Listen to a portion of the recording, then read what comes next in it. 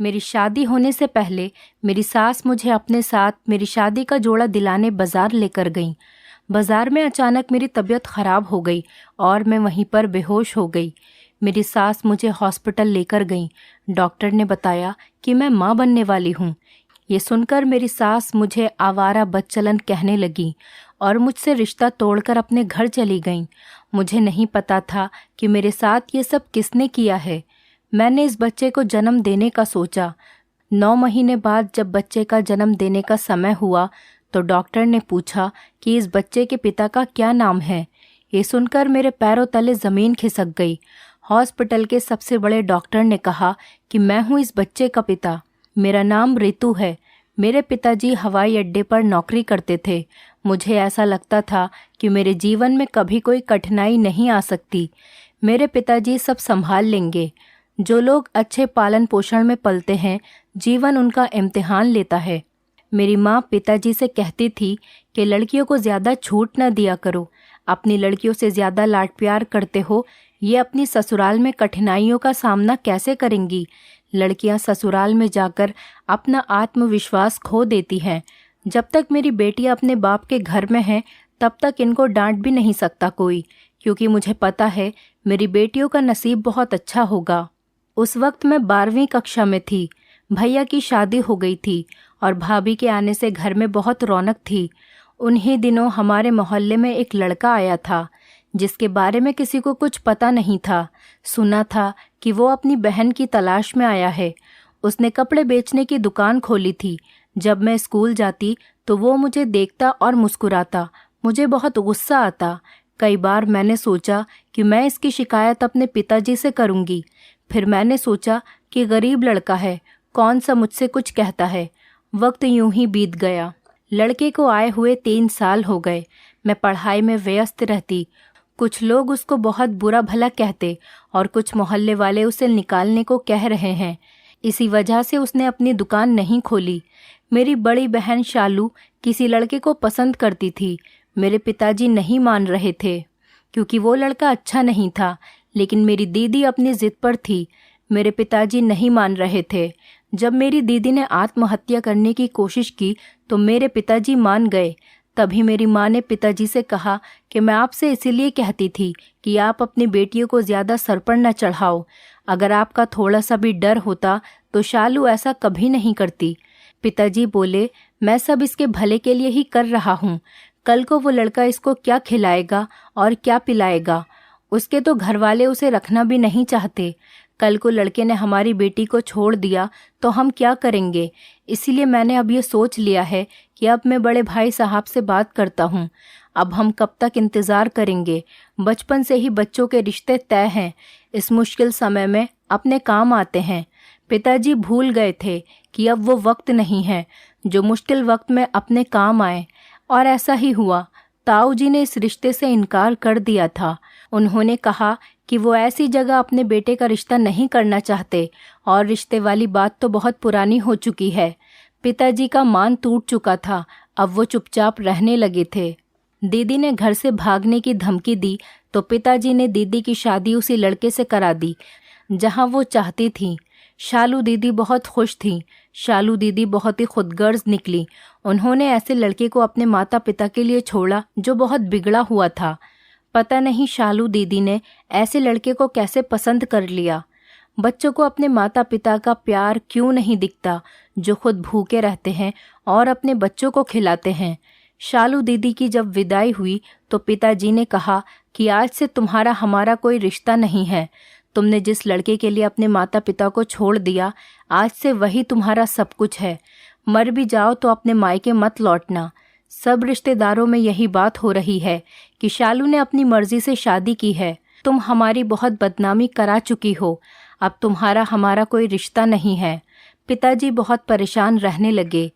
दीदी शादी के 1 महीने बाद आकर पिताजी से माफ़ी मांगने लगी और कहने लगी कि पिताजी आप मुझे मारते पीटते, किसी कमरे में बंद कर देते, लेकिन मेरी शादी उससे ना कराते।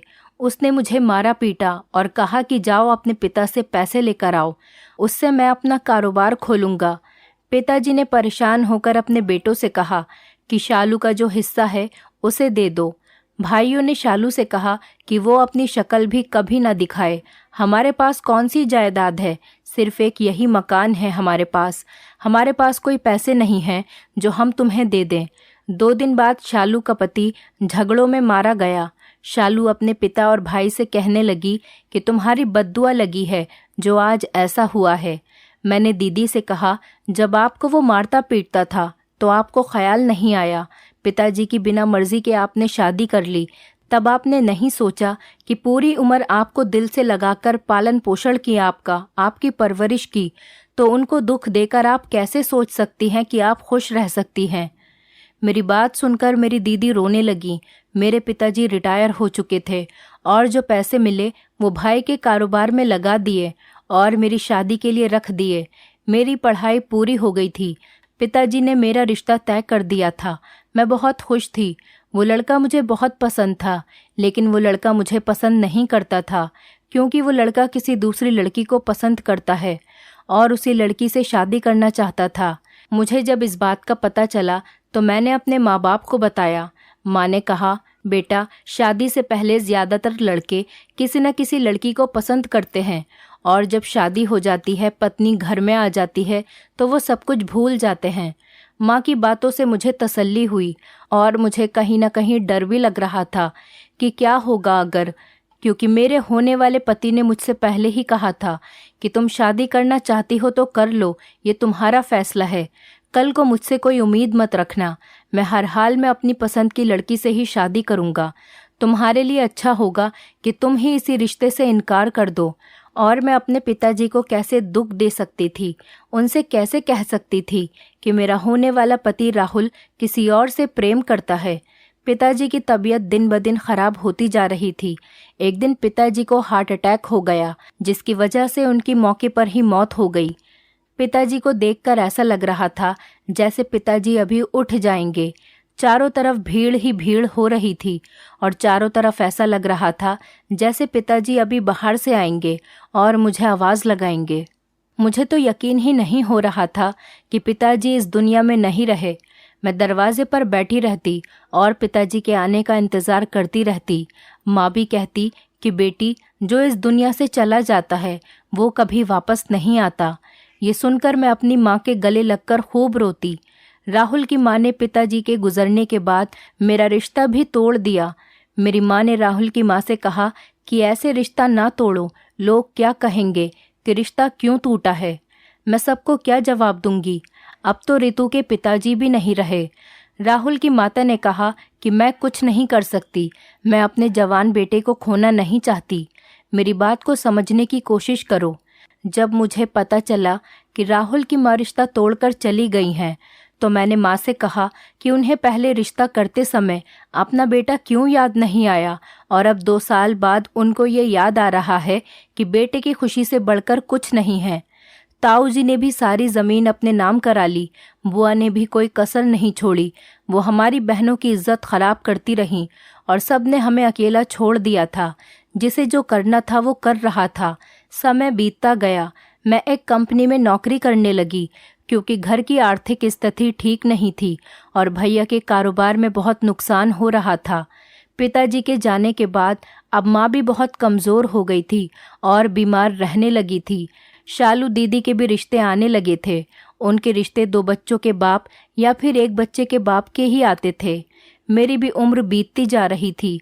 हालात ठीक होने का नाम नहीं ले रहे थे। मेरे बड़े भैया के बच्चे हो गए थे और मेरे छोटे भैया ने भी अपनी मर्जी से शादी कर ली थी। उसके जिस कंपनी में नौकरी लगी थी वो अपनी पत्नी को भी वहीं ले गया। उन दोनों को कोई परवाह नहीं थी कि बहनों की शादी भी करनी है और हम माँ बेटियां अकेली ही रह गई थी। मैं जब नौकरी के लिए जाती तो पिताजी की तस्वीर के आगे खूब रोती, उनको सारी बातें बताती। एक दिन मेरी बुआ का बेटा अपने दोस्तों के साथ मेरे साथ बदतमीज़ी कर रहा था और मुझे धमकियां देने लगा कि मैंने उससे शादी नहीं की तो वो मुझे किसी के सामने मुंह दिखाने के लायक नहीं छोड़ेगा। मैं बहुत डर गई थी। मैं ये सब बातें घर में नहीं बता सकती थी। एक दिन मेरी दीदी का बहुत अच्छा रिश्ता आया और माँ ने हाँ कर दी। दीदी शादी करना नहीं चाहती थी। माँ ने दीदी को बहुत समझाया, मेरे बाद तुम क्या करोगी, अभी तुम्हारी पूरी जिंदगी पड़ी है। माँ ने शादी का दिन पक्का कर दिया। भगवान का करना है कि इस बार दीदी का विवाह एक अच्छे लड़के से हो रहा है। भाभी को दीदी के विवाह का पता लगा तो उन्होंने कहा कि चलो अच्छा है, एक बोझ तो कम हुआ। ये सुनकर मुझे बिल्कुल अच्छा नहीं लगा। मैंने कहा, हम बोझ कैसे हो सकते हैं, हम तो अपना कमाकर खाते हैं। पिताजी ने जो पैसे मेरी शादी के लिए रखे थे वो भी भैया ने खर्च कर दिए और मेरे मना करने पर भी माँ ने सारे पैसे भैया को दे दिए थे। और माँ ने जब भैया से दीदी की शादी के लिए पैसे मांगे तो भैया ने साफ साफ मना कर दिया और माँ चुपचाप अपने कमरे में आ गई। माँ कहती थी कि रिश्ते कभी नहीं बदलते, तो फिर अब क्यों बदल गए हैं। एक दिन मैं अपने काम पर से लौटकर घर आ रही थी तो कुछ लोगों ने मेरा अपहरण कर लिया और मेरा सब कुछ लूट कर मुझे मेरे घर के बाहर छोड़ दिया। मैं बहुत रोई। मैंने अपनी माँ को सब कुछ बताया। माँ ने अपनी मौसी से कहकर मेरा रिश्ता करा दिया। मैंने कहा, माँ तुम तो सब जानती हो, फिर भी मेरा रिश्ता तय कर दिया। तो माँ ने कहा कि बेटा, इसमें तुम्हारी कोई गलती नहीं है, तुम इसके बारे में किसी को मत बताना, ये बुरा सपना समझकर भूल जाओ। मैं नहीं जानती थी कि ये सब मेरे साथ किसने किया है। वो लोग चेहरे पर मास्क लगाए हुए थे। शादी से कुछ दिन पहले मैं अपनी सास के साथ अपनी शादी का जोड़ा खरीदने मार्केट गई थी तो अचानक मेरी तबीयत खराब हो गई और मैं चक्कर खाकर गिर गई। मेरी सास मुझे हॉस्पिटल ले गई और डॉक्टर ने बताया कि मैं माँ बनने वाली हूँ। ये सुनकर मेरी सास ने खूब तमाशा किया और रिश्ता तोड़कर चली गई। मुझे पता नहीं था कि ये जुल्म मेरे साथ किसने किया है, क्योंकि उस दिन उन सब लोगों ने अपना मुंह मास्क से ढक रखा था। मेरी सास ने मुझे बदनाम कर दिया था।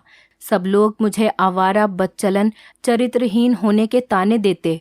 मैं बहुत परेशान हो गई और मैंने मरने की कोशिश की। फिर माँ ने मुझे समझाया कि समस्या से भागना नहीं चाहिए, उसका सामना करना चाहिए। भैया भी घर छोड़कर चले गए थे, वो दूसरी जगह रहने लगे थे। मैंने अब सोच लिया था मैं उन लोगों को सज़ा दिलवाऊंगी जिन्होंने मेरे साथ ये सब कुछ किया है। पहले मुझे इस बच्चे को जन्म देना चाहिए, फिर मैं उनसे बदला लूंगी। अब वही लड़का हमारे घर पर आने लगा था जिसने कपड़े की दुकान खोली थी। वो बार बार घर आता, कभी कुछ सामान देने तो कभी कुछ लेने। मोहल्ले वालों को ये लगता है कि मैंने शादी कर ली है और वो मुझे माँ बनाकर चला गया है। और जब मेरी डिलीवरी का समय आया तो वो दुकान वाला लड़का भी हमारे साथ हॉस्पिटल आया। डॉक्टर ने कहा कि इस बच्चे का पिता कौन है, तो उस लड़के ने आगे बढ़कर कहा कि मैं हूँ। ये सुनकर हमारे सर पर आसमान टूट पड़ा। मेरी माँ उसे मारने पीटने लगी और गाली गलौज करने लगी। वो लड़का सब कुछ सुनता रहा। मेरी माँ ने उसके साथ मेरी शादी करा दी। जैसे ही मेरा बच्चा हुआ वो लड़का हम दोनों को अपने घर ले गया। मैं उसका मकान देखकर हैरान रह गई। उस घर में एक बूढ़ी औरत थी। जब मैं उस बूढ़ी औरत के पास गई तो वो मेरी कंपनी की मालकिन निकली। जैसे वो मुझसे मिलने आई मैं एकदम से उससे दूर हो गई। मुझे खुद से भी नफरत होने लगी और मैंने सोच लिया कि मैं इनके बच्चे को देकर यहाँ से दूर चली जाऊंगी। ये लोग मेरे साथ ऐसा कैसे करके खुश रह सकते हैं। इन लोगों ने मुझे मेरे घर वालों की नज़रों में ही गिरा दिया। मेरे पति का नाम कपिल था।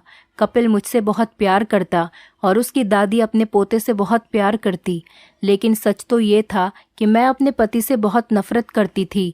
एक दिन मैंने कपिल से कहा कि मैं तुमसे डाइवोर्स लेना चाहती हूँ, मैं तुम जैसे घटिया आदमी के साथ नहीं रहना चाहती। कपिल ने कहा कि मैं तुमसे बहुत प्यार करता हूँ और पिछले 5 साल से मैं तुम्हें प्यार करता आ रहा हूँ, मैं गलत नहीं हूँ। तो मैंने उससे कहा कि तुम एक नाजायज़ बेटे हो, तुम जैसा आदमी मैंने इस दुनिया में नहीं देखा। ये सुनकर कपिल को बहुत गुस्सा आया और कपिल मेरे गाल पर एक थप्पड़ मारकर कमरे से बाहर चला गया। ये सब बातें कपिल की माँ ने सुन ली और वो मेरे पास आई और कहा कि मेरे बेटे ने तुम्हारे साथ कुछ नहीं किया है, उसने तो खुद तुम्हारी इज्जत बचाई है। ये लो तुम्हारी मेडिकल रिपोर्ट्स, इसमें तुम्हारे मुजरिम का नाम लिखा है। तुम्हें दुनिया के तानों से बचाया है। मेरे बेटे ने तुम्हारे नाजायज़ बेटे को अपना नाम दिया है। मेरा जायज़ बेटा होते हुए भी आज तक नाजायज़ सुनता आया है। मैं 2 भाइयों की इकलौती बहन हूँ। मैं बहुत मालदार घर से हूँ। मैं यूनिवर्सिटी में पढ़ती थी। वहाँ मुझे एक लड़के से प्यार हो गया। उस लड़के ने मुझे बहुत समझाया पर मैं नहीं मानी। मैं अपनी ज़िद पर अड़ी रही। मेरे कहने पर वो लड़का अपनी माँ के साथ मेरे घर पर आया और मेरे पिताजी ने उसका बहुत अपमान किया और इनकार कर दिया। पर मैं अपनी ज़िद पर अड़ी रही और अपने परिवार को छोड़कर अपने प्रेमी के साथ भागकर शादी कर ली और हम एक दूसरे के साथ बहुत खुश रहने लगे थे। हमें साथ रहते रहते काफ़ी समय बीत गया था। उधर मेरे मायके वाले हमें पागलों की तरह ढूंढ रहे थे। एक दिन अचानक मेरे परिवार ने हमें देख लिया और मेरे पति को पकड़कर मारने लगे और मेरी आंखों के सामने मेरे पति को इतना मारा कि वो वहीं पर तड़प तड़प कर मर गया। एक पत्नी के लिए उसका पति ही सब कुछ होता है। मैं पेट से थी। मेरे परिवार वाले मेरे बच्चे को भी मारने वाले थे। मैंने अपने बेटे को अपनी सहेली के पास छोड़ दिया। वो उसी के पास रहता था। मैं छुपते छुपाते अपने बेटे से मिलने जाती थी। समय बीतता गया और मेरा बेटा 15 साल का हो गया। एक दिन मेरी सहेली भी मर गई। फिर मेरे बेटे को सारी सच्चाई पता चल गई। ये सब सुनकर वो कहीं चला गया और मैं उसे इधर उधर ढूंढती फिरती। 6 साल के बाद जब तुम मेरी कंपनी में जॉब करने आई तो कपिल तुम्हारे पीछे आता था। वो मुझे देखकर वहाँ से चला गया। मेरा बेटा तुम्हारी वजह से मुझे मिला है। जिस दिन तुम्हारा अपहरण हुआ था उस दिन उसे पता चल गया था। वो भाग भाग कर मेरे पास आया और मुझसे मदद मांगने लगा। कपिल ने उन लोगों को जिंदा नहीं छोड़ा, उनको सजा दे दी। तुम्हारा मुजरिम कोई और नहीं, तुम्हारी बुआ का बेटा था। अपनी सास के मुंह से सारी सच्चाई सुनकर मैं उनसे माफ़ी मांगने लगी और उनके पैरों में बैठकर गिड़गिड़ाने लगी कि वो मुझे माफ़ कर दें। मेरी सास तो बहुत अच्छी औरत थी। उन्होंने सब कुछ जानते हुए भी मुझे अपने घर की बहू बनाया। फिर जब शाम को कपिल घर वापस आया तो मैंने कपिल से माफ़ी मांगी और कपिल ने मुझे माफ़ कर दिया और अपने सीने से लगा लिया। आज मैं अपने बेटे के साथ और कपिल के साथ अपनी ज़िंदगी में बहुत खुश हूँ। हम लोग एक साथ बहुत हंसी खुशी ज़िंदगी गुजार रहे हैं। दोस्तों, उम्मीद करती हूँ आपको हमारी कहानी पसंद आई होगी। कहानी पसंद आई है तो वीडियो को लाइक करें, चैनल पर नए हैं तो चैनल को सब्सक्राइब करें और हाँ, नोटिफिकेशन बेल को ज़रूर दबाएं ताकि अगली अपडेट सबसे पहले आपको मिले।